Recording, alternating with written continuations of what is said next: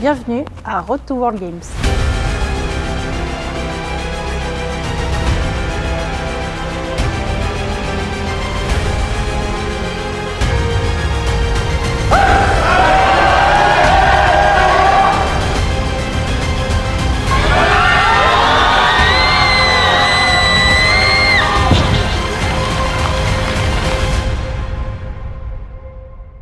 Moi, je suis Clara Perrault, j'ai 23 ans et je viens d'être diplômée de mon master en communication d'entreprise, donc en recherche d'emploi, mais je vais laisser la saison sportive passer et puis je regarderai tout ça en septembre. Comment tu as commencé la force? Tu as 23 ans et ça fait déjà longtemps que tu pratiques.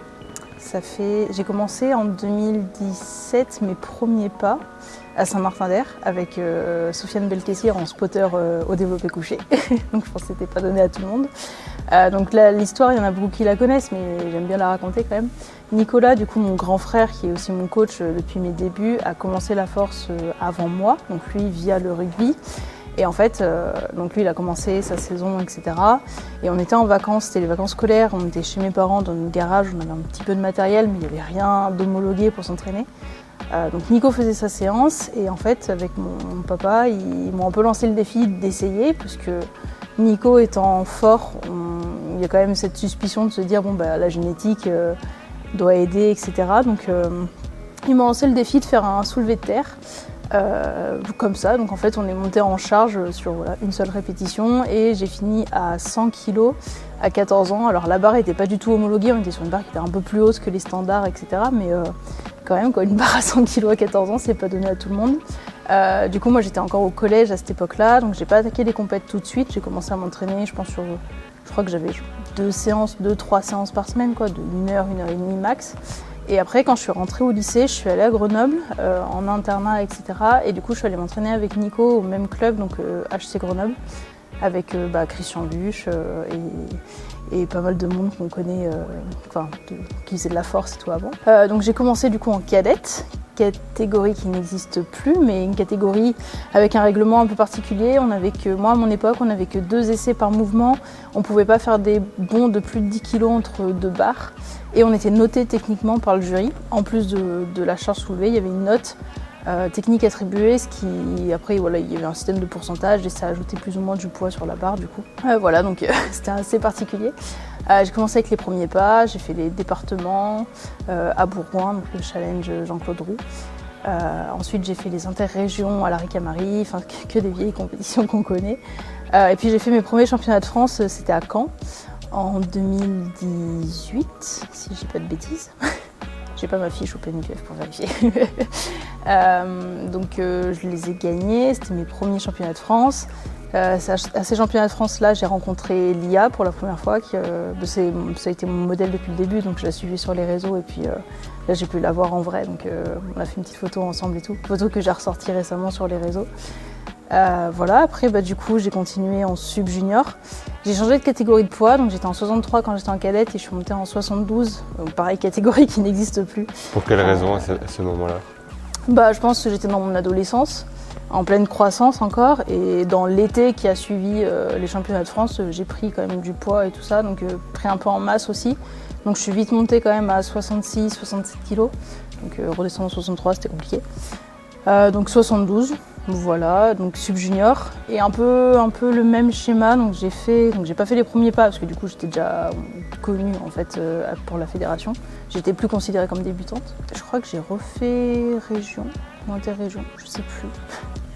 Et après j'ai fait les championnats de France sub-junior à Olna en 2018 que j'ai gagné et qui m'ont qualifié pour les premiers championnats du monde au sub-junior.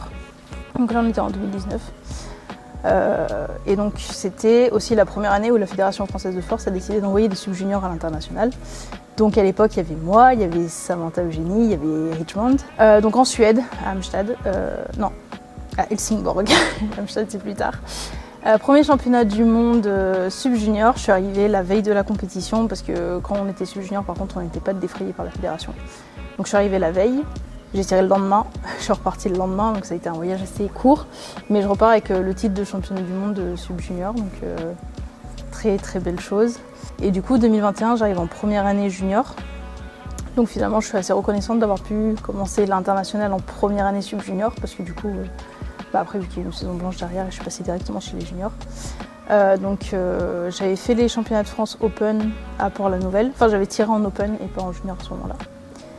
J'avais fini deuxième derrière Lia et c'était Pauline Lebras qui avait complété le podium. Et je pense que ça reste une de mes meilleures compétitions en termes de souvenirs aussi. Justement, tu parlais de Lia tout à l'heure, tu étais juste à côté d'elle à ce moment-là. Ça t'a fait quelque chose peut-être? Complètement.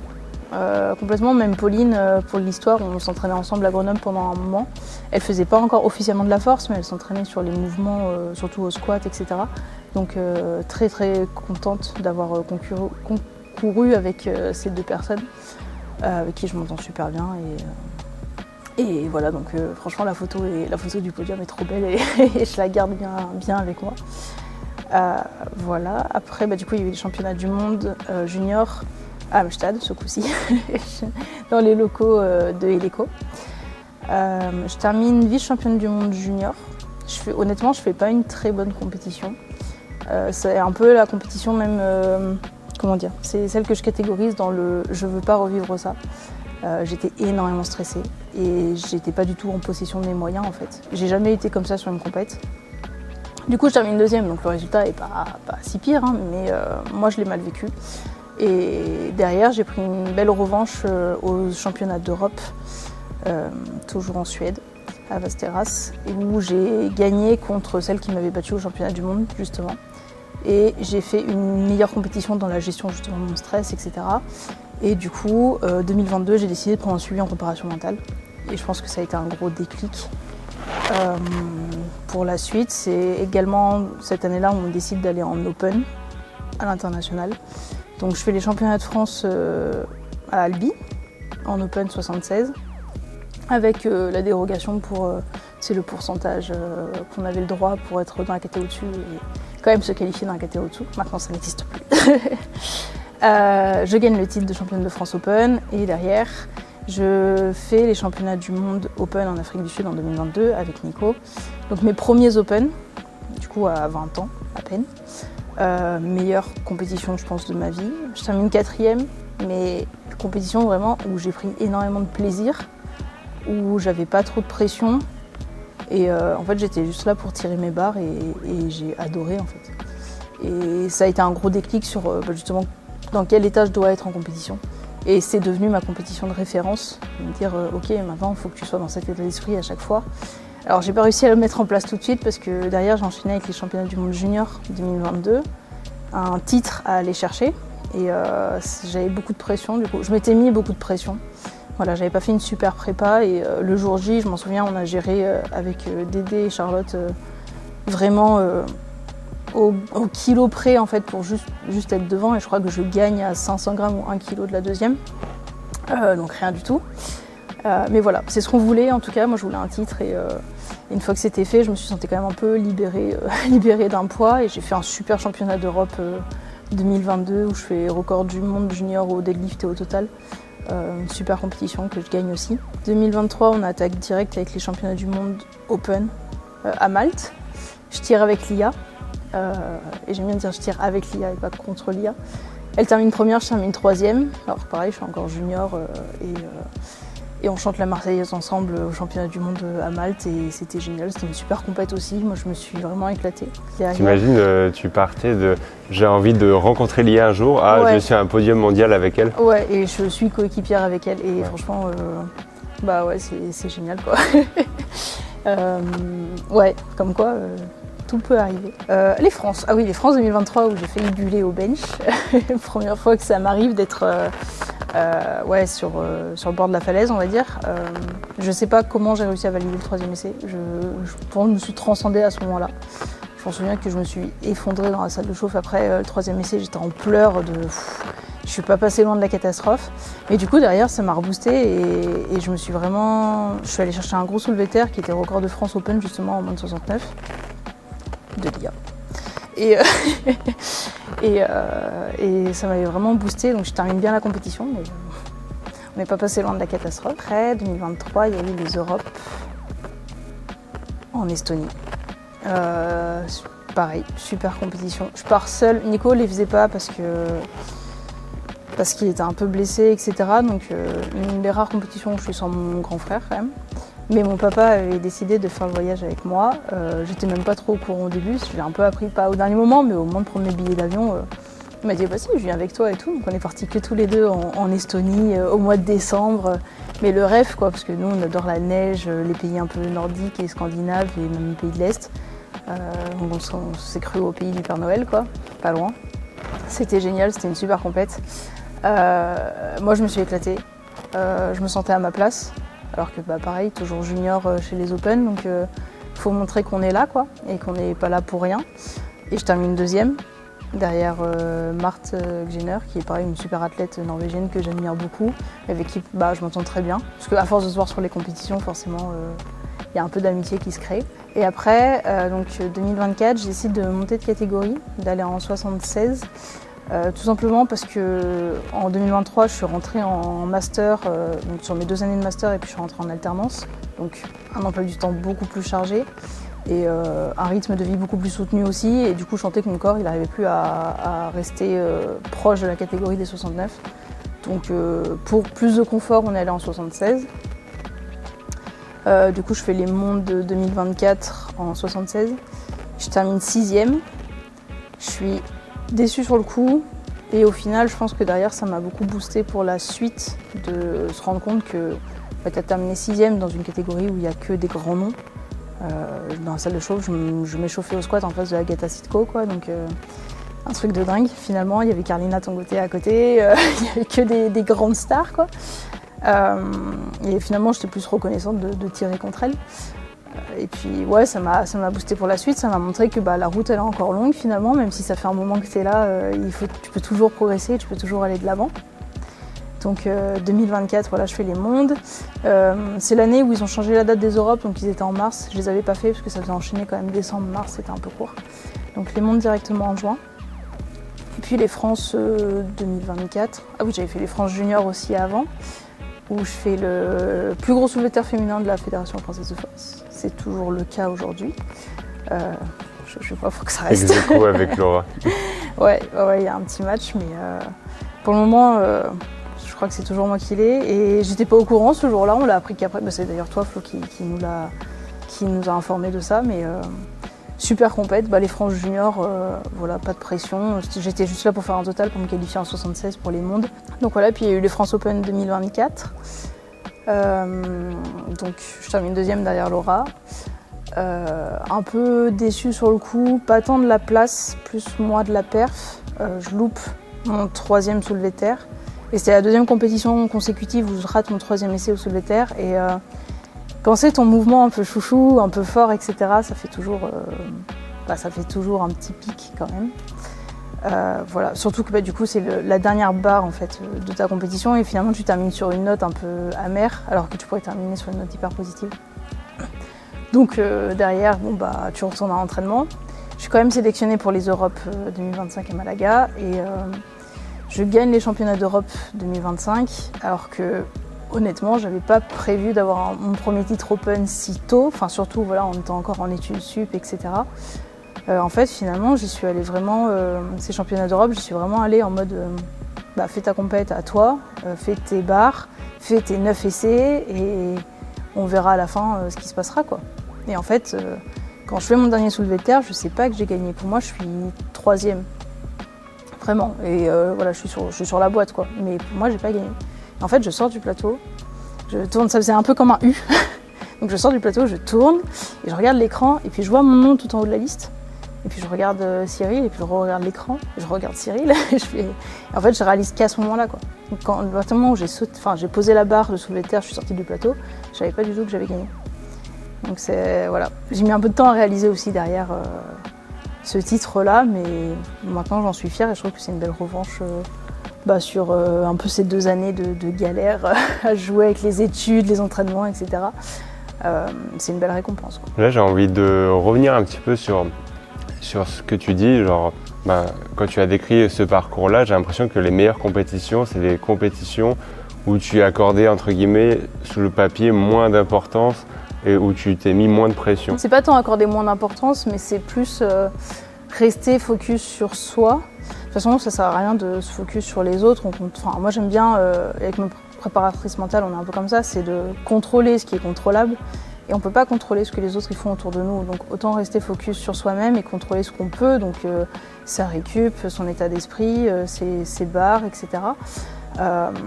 Et du coup, voilà, moi j'avais mon plan de match, je me suis visualisée sur mes 3 barres au squat, mes 3 barres au bench et mes 3 barres au soulevé de terre. J'ai fait le match parfait, je fais un 9 sur 9. Et ça a payé, et en fait, à aucun moment, je me suis focus sur les autres autour de moi, et c'est le plus important. C'est pas facile à faire, ça se travaille énormément, mais c'est hyper important. Et une fois qu'on a ce déclic-là, après, ça roule, quoi. Mais ouais, il faut le remettre en place à chaque compétition, et t'es jamais à l'abri d'une compétition de sortir de ta bulle, finalement. Et voilà. Donc ça se travaille, le mental. Tu fais les World Games, du coup, sélectionnés en repêchage. Ton frère est également sélectionné du coup aux World Games. Ça te fait quoi du coup de côtoyer ton frère au quotidien? Est-ce qu'il te pousse d'une certaine manière vers le haut? Je pense qu'on se pousse mutuellement. Moi, la sélection pour les World Games, je l'ai apprise très tard, quand même, début juillet. Et je m'étais complètement fait à l'idée que je ne ferais pas les World Games cette année. Donc ça a été un peu un choc au début quand même.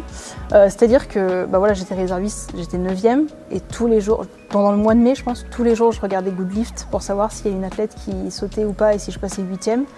Et je sais pas pourquoi, au mois de juin avec les examens de fin d'études, etc., je suis un peu sortie de ce truc et je me suis fait à l'idée que je ferais les mondes juniors au Costa Rica mais je ferais pas les World Games. Et puis, je crois le 5 juillet, un truc comme ça, Nico, le soir, va sur Good Lift et il m'envoie une capture d'écran et à ce moment-là, je suis 8e ou 7e, je sais plus. Et le lendemain matin, j'ai Fabrice qui m'appelle, du coup, t'es sélectionné pour les World Games. Et je suis waouh, un peu le choc. Le fait de partir avec Nico, c'est quand même rassurant aussi, parce qu'on part en famille et du coup, même si là on part en équipe, c'est hyper cool, je trouve.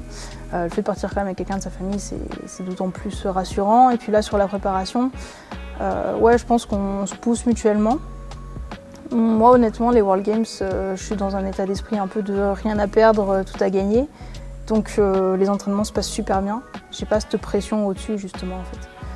Nico, c'est un peu différent, il sait qu'il peut aller chercher quelque chose. Et du coup, on est un peu là pour le rassurer dès qu'il a des doutes, etc. Moi, je me sens bien, donc c'est plutôt moi qui vais l'aider. Et à l'inverse, quand moi je me sens pas bien, c'est lui qui va me pousser. Ça, on joue comme ça. Ça fait déjà pas mal de compétitions où vous suivez du coup à l'international en Open. Ouais. Et tu as toujours un feeling particulier, j'imagine. Ouais. On fait le doublé titre monde jeune en 2022 ensemble. Super, c'était génial quoi, du coup, de faire le doublé en étant frères et sœurs. Et puis les Europes à Malaga, on est passés en même temps. Première fois qu'on passait en même temps. Donc moi je l'ai assez bien géré parce que je passais avant lui. Je sais que Nico allait des fois, il passait derrière la salle de chauffe et il regardait ce qui se passait sur le plateau quand je passais. On se suit et c'est confortant d'être avec quelqu'un de sa famille, son grand frère en plus, et en plus son coach. Donc ouais. Au World Games, tu vas passer juste avant lui, 3 heures avant. Moi, je vais pouvoir profiter du coup après derrière pour le regarder. Voilà, je sais qu'il faut faire avec. Je sais que lui, il verra pas ma compétition en entier forcément, mais je sais qu'il est pas loin et qu'il aura les résultats quoi qu'il arrive. Donc, voilà. Et officiellement, tu es la première junior de la Fédération française de force, du coup, à faire les World Games. Ouais. Ça te fait quoi d'être du coup encore junior? Depuis toutes ces années, on oublie presque que tu es junior et de participer contre les grands, entre guillemets, j'ai envie de dire. Ouais. On oublie presque parce que quand j'ai fait l'annonce sur les réseaux que je faisais le Costa Rica pour les mondes juniors, il y a eu des réactions un peu en mode comment ça, t'es encore junior? Et c'est vrai qu'on l'oublie. Moi, je suis vraiment reconnaissante auprès du staff équipe de France qui m'a donné ma chance en 2022. Où j'étais la première junior de façon française. Enfin non, parce qu'à l'époque, je crois que Jade était encore junior aussi, et même Tiffany. Donc non, j'étais pas la première. Mais reconnaissante que la fédération se rende compte qu'il y a des juniors qui ont leur place chez les grands et donner cette chance-là de montrer ce qu'on vaut dans la catégorie reine en fait de notre sport même. C'est beaucoup de reconnaissance et je pense que j'ai fait mes preuves et mettre un pied dans cette équipe, le but maintenant c'est d'y rester. Mais Mais c'est beaucoup de reconnaissance de... Enfin, je peux faire quelque chose et on me donne cette confiance-là pour que j'aille chercher un résultat, quoi. Et c'est que le début, j'imagine. Ouais, moi j'ai vraiment, ça fait depuis 2017, 2018 que je suis là. Moi j'ai encore cette sensation que je suis au début de ma carrière parce que je suis encore junior et je serai open officiellement l'année prochaine. Je pense que le top niveau il n'est pas encore atteint chez moi, clairement. Il y a des objectifs à aller chercher. Je suis énormément reconnaissante de faire les World Games aussi si tôt parce que moi je m'étais déjà projetée 2029 quoi. Et en fait je me dis là tu vas les faire une première fois. Qu'est-ce qui va t'empêcher de les refaire au moins une deuxième fois dans ta carrière, quoi. Donc c'est trop bien. Mais c'est déjà, au moins je pourrais cocher dans ma petite liste de compétitions à faire. Voilà, j'aurais fait les World Games et c'est génial. Et on peut te souhaiter quoi justement aux World Games? Que je m'amuse, parce que c'est la base quand même. On fait des sports pour gagner, c'est sûr, mais le faire avec du plaisir et le sourire sur le plateau, c'est encore 3 fois plus fort, quoi. Moi, je veux repartir avec des souvenirs, je veux repartir avec énormément de souvenirs. Donc j'espère que j'aurai cette lucidité justement sur le plateau, de me rendre compte de ce qui se passe autour de moi. Je l'ai eu à Malaga, c'est-à-dire que je peux ressortir tous mes lifts, je peux ressortir quelle musique j'écoutais pour chaque lift, etc. Donc je suis super contente de ça, ça veut dire qu'on a fait un gros travail aussi avec ma préparatrice mentale. J'espère beaucoup de lucidité pour avoir beaucoup de souvenirs et je suis hyper contente aussi qu'on parte en équipe parce que je pense qu'on va vivre une expérience, là, le petit groupe qui part, hyper forte et j'espère que ça va resserrer un peu les liens et consolider un peu un noyau assez intéressant. Parce que c'est un peu compliqué, on s'entraîne tous dans des coins, tous répartis dans toute la France, on se retrouve sur les stages, mais moi je trouve qu'on mériterait d'avoir une cohésion d'équipe un peu plus forte. Ouais.